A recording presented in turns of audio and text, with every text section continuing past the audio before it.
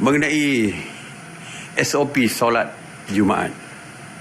Solat berjemaah di masjid-masjid. Saya ingin berterima kasih kepada jawatan kuasa masjid, imam dan karya masjid, kerana saya dapati bahawa masjid ini amat mematuhi SOP yang dikeluarkan oleh kerajaan.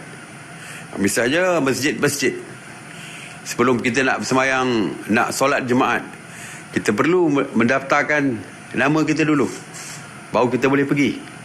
Dan mesti membawa sejadah sendiri, memakai mask, memakai pelitup muka, dan tak ramai yang mengambil air berwuduk di masjid kerana kita tidak menggalakkan.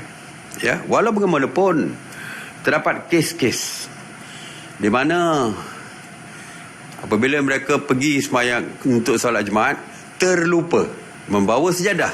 Apabila terlupa membawa sejadah, oleh kerana striknya, tegasnya pematuhan SOP di masjid, mereka tidak dibenarkan masuk.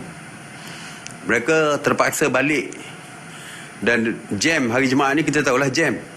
Bila sampai ambil sejadah di rumah, balik ke masjid, orang dah selesai sembahyang. Jadi ramai yang merayu supaya dilonggarkan. Ya, begitu juga ada yang nak sembahyang subuh daripada luar, datang daripada jauh-jauh, singgah di masjid untuk sembahyang, lupa bawa sejadah, tidak dibenarkan. Hanya kerana tak bawa sejadah, kita tidak benarkan.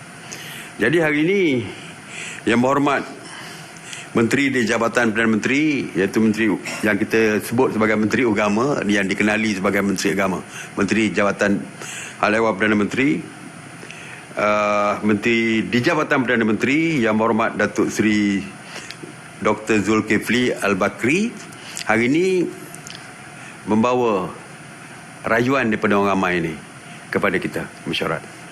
Dan setelah mendapat pandangan daripada Kementerian Kesihatan dan seluruh mesyuarat, kita bersetuju bahawa membawa sejadah tidak lagi dijadikan sebagai satu perkara yang wajib, yang mana kalau tidak ada sejadah tidak boleh dibenarkan masuk untuk bersembahyang.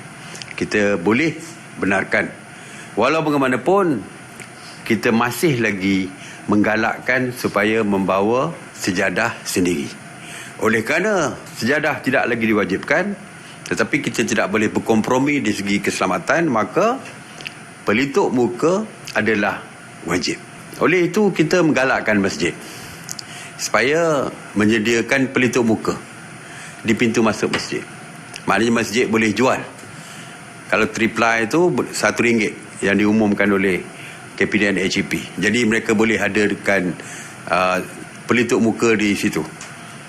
Ataupun kita juga mencadangkan, kalau mereka nak buat kertas pakai buang untuk dijadikan lapik menggantikan sejadah, mereka juga boleh menyediakan. Jadi kita benarkan inisiatif di kalangan jawatan kuasa masjid untuk membuat. Mungkin mereka sediakan kertas, boleh digunakan untuk sembahyang, lepas itu boleh dibuangkan, jadi pakai buang. Jadi perkara ini juga boleh dilakukan.